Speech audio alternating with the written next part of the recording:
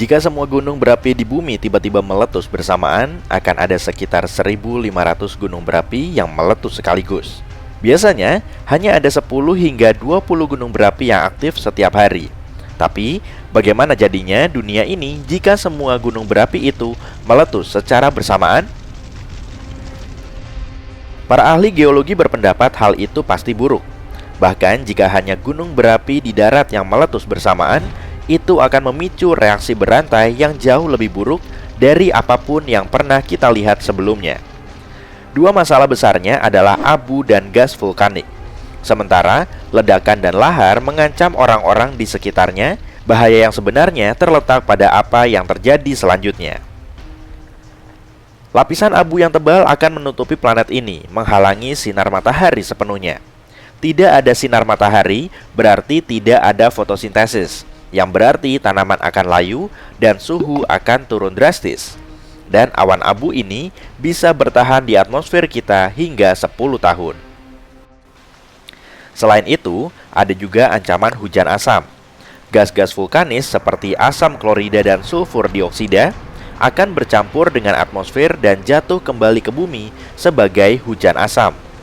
Cuaca seperti ini akan merusak air tanah dan permukaan laut. Bahkan, jika manusia bisa menemukan cara untuk bertahan hidup hingga saat itu, kita tidak akan memiliki karang dan makhluk laut lainnya. Para ilmuwan telah melihat kejadian serupa dalam sejarah bumi dalam skala yang lebih kecil. Letusan gunung berapi yang besar telah dikaitkan dengan kepunahan massal.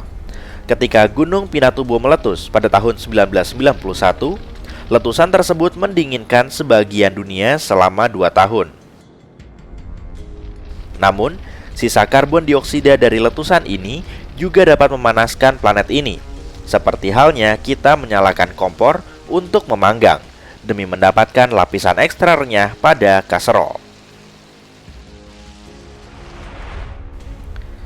Para ahli geologi juga menyebutkan ada bukti di atmosfer kita bahwa hal seperti ini mungkin pernah terjadi di masa lalu. Selama periode kapur, tingkat karbon dioksida jauh lebih tinggi daripada saat ini yang membuat kehidupan laut sulit berkembang. Siapa yang bisa bertahan hidup dari semua ini? Mungkin hanya beberapa ekstremofil. Organisme ini tumbuh subur dalam kondisi yang keras seperti mata air panas atau ventilasi bawah laut yang dalam. Sedangkan manusia, kita bisa bersembunyi di bunker bawah tanah sampai keadaan membaik, atau membangun beberapa stasiun luar angkasa yang bisa menampung kita semua.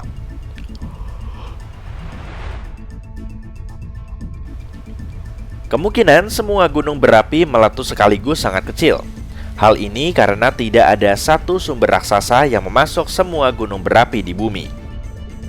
Masing-masing dari lubang ini memiliki deposit magma sendiri, kecuali untuk beberapa kasus di mana beberapa gunung berbagi pasokan.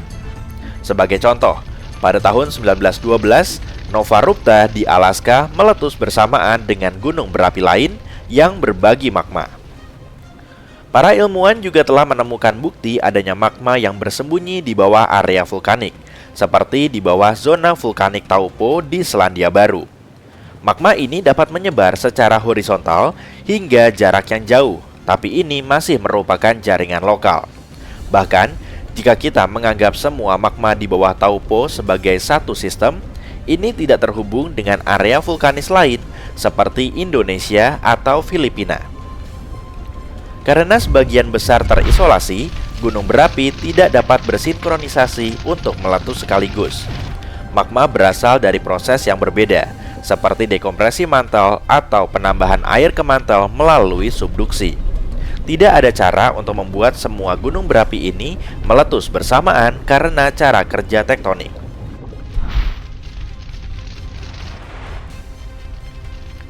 Bukan berarti kita tidak akan melihat aktivitas gunung berapi yang menarik di masa depan. Ambil contoh area bawah laut di dekat British Columbia, di mana baru-baru ini tercatat ada sekitar 200 gempa bumi kecil per jam. Jauh di bawah dasar Samudra Pasifik, di lepas pantai Pulau Vancouver, magma akan meletus, memanaskan air hingga menggelegak seperti soda. Namun, Peristiwa ini kemungkinan besar tidak akan diketahui oleh siapapun selain para ilmuwan.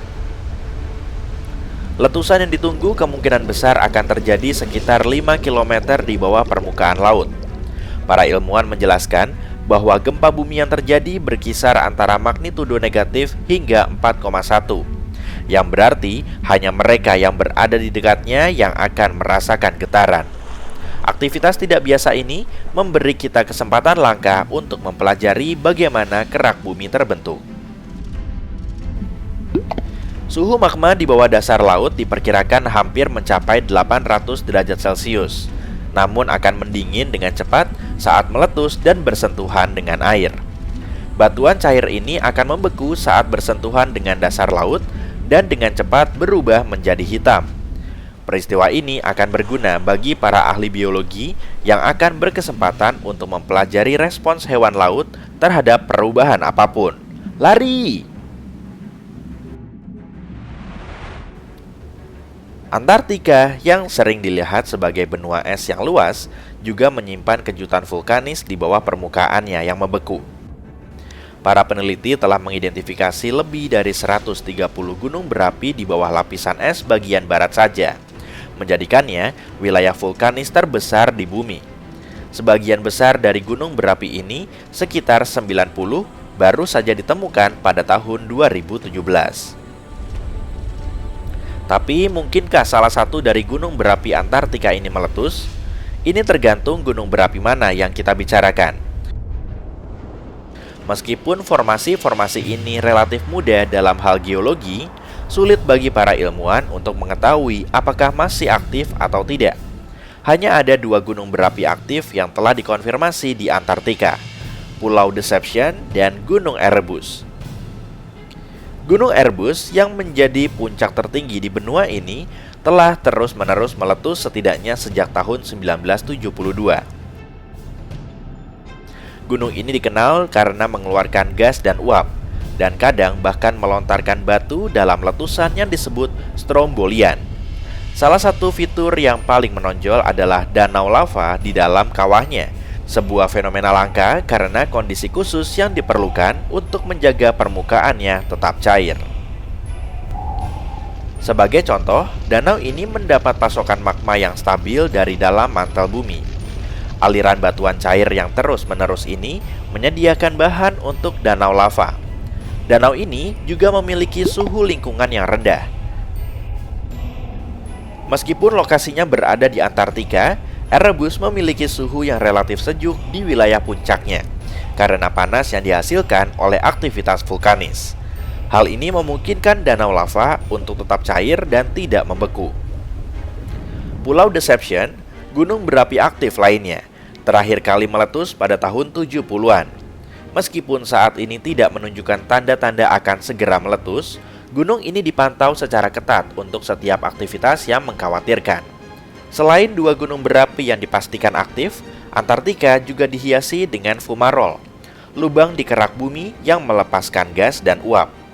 Terkadang fumarole ini dapat menciptakan menara es yang mencapai ketinggian 3 meter.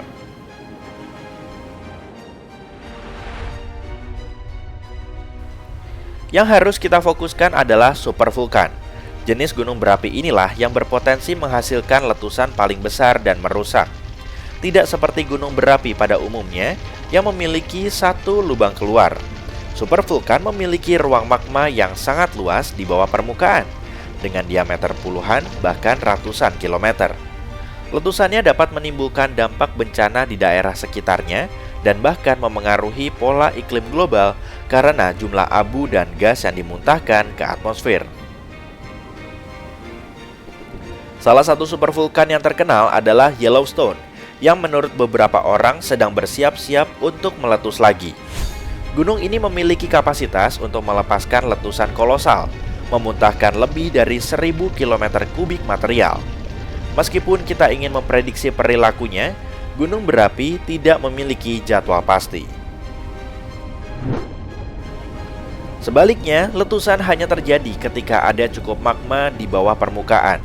Juga harus ada tekanan yang cukup agar magma dapat bergerak ke atas. Dan sejauh yang bisa kita ukur, kondisi-kondisi ini Kondisi-kondisi ini saat ini tidak terpenuhi di Yellowstone. Memang banyak gunung berapi yang mengikuti pola siklus, tapi bukan berarti Yellowstone terlambat. Faktanya, Yellowstone hanya mengalami 3 letusan besar selama 2,5 juta tahun terakhir. Selain itu, istilah supervulkan mengacu pada ukuran formasi, bukan pada seberapa banyak letusannya.